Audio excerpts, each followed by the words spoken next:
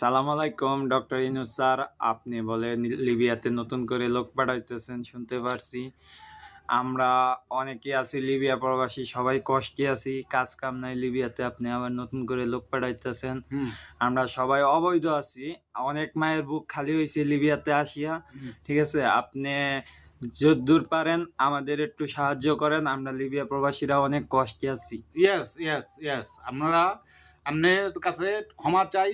আমরা খুব বিপদে আছি। আপনি আমাকে একটু উদ্ধার করেন, যত শীঘ্র পারেন একটু উদ্ধার করবেন। আমরা এখন বিপদে আছি।